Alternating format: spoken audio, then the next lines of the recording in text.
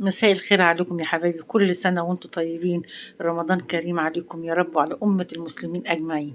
النهاردة عملنا الفطار أول يوم بقى، عملنا محشي ورق عنب، وعملت طبعا أساسية حلة ملوخية صغننة، وعملت لحمة سلقتها قدامكم بطريقة حلوة، وعملنا شوربة لسان عصفور بالجزر ومحشي كرنب. عملنا بقى عصير مانجا، طبعا كنا مخزنينها، وعاملين بلح باللبن او بالحليب. يلا بينا نشوف احنا عملنا الاكل ازاي. انا معلقه على حله فيها ميه، على حلتين، حله فيها ميه للورق العنب وحله اللي فيها الكرنب. حطيتها هي الكرنبه صغيره كده، حطيت شويه ملح فيها، وحطيت ربع كوبايه خل في الحله بتاعه الورق العنب. حطيت حته صغننه قوي من السمنه، وحطيت فص مستكه. بصوا هما فصين صغننين انا قلبتها كده، وادي الورق الكرنب بطلعه اهوت اه سلقناه. كل ستات البيوت شاطر. انا سيحت فصين المستكه، حطيت اللحمه عليه، ورقتين لورا اهيت، وثلاث فصوص حبهان متكسرين اهيت، وحطيت طماطمايه قطعتها اتنين، والبصلايه شقها من الوسط اهي. انا بقى هعمل ايه؟ مش هحط فلفل دلوقتي. الفلفل لو انا حطيته بيلزق في اللحمه، وما بتيجوا تطلعوها بتلاقوها مسمر مطرح اللحمه. انا خليتها تتشوح الاول. علقنا على الكرنبايه التانية، انا جايبه اتنين صغيرين، ورق العنب اهوت في الميه.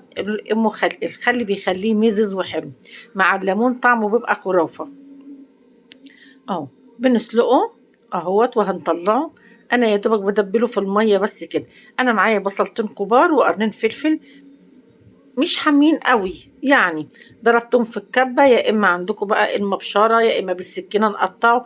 طول عمرنا مش بالكبه يا جماعه، يعني على قد كل واحد على قد ما عنده يعملها. حطيت نص كوبايه زيت، الحله اللي سلقت فيها غسلتها وقلت اخدع فيها.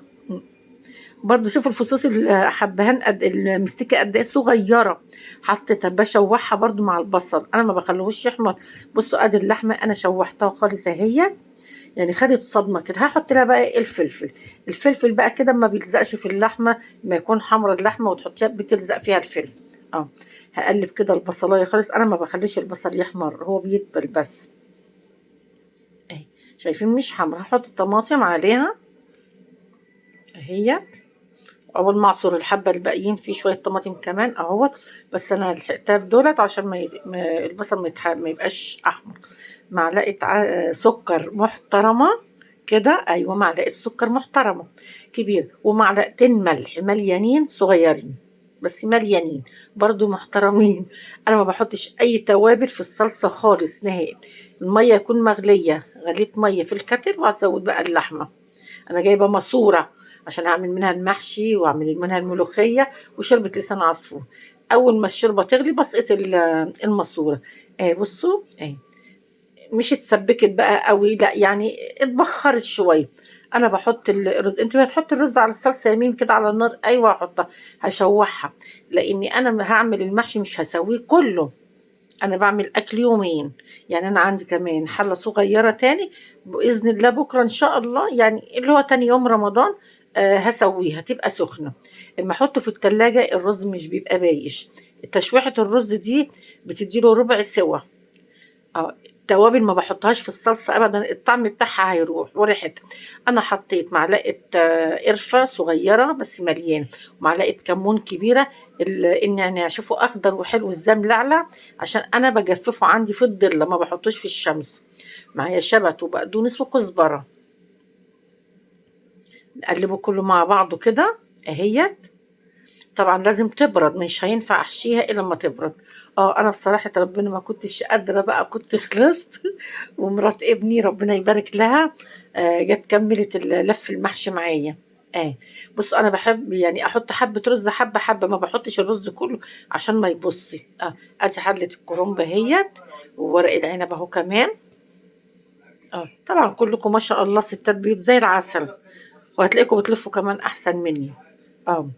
يبقى اهو خلاص خلصنا ورق العنب وادي الكرنب.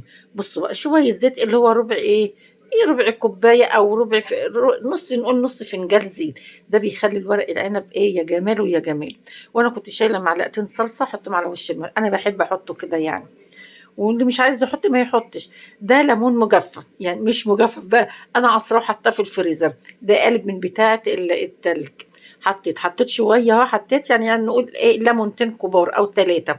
حطيتهم في شويه يفكوا كده، وهسقي المحشي مش هنسقيه بزياده، لا، اقل. هسيب سطرين من المحشي مش هيبقوا محطوط عليهم الشوربه، يعني نخلي صباعين من فوق يبقوا باينين اللي هم سطرين. وادي ورق العنب برضو اقل من السطرين، عشان احنا مشوحين الرز يعني ربع سوا. خلاص كده هنعمل بقى شويه شوربه لسان العصفور. انا دايما بجيب الشعريه لسان العصفور، اي حاجه ما بخليهاش في اكياسها، ما بحطهاش، انا بحطها ببطرمانات ازاز كده، اي بطرمانات ازاز عندي بحطها.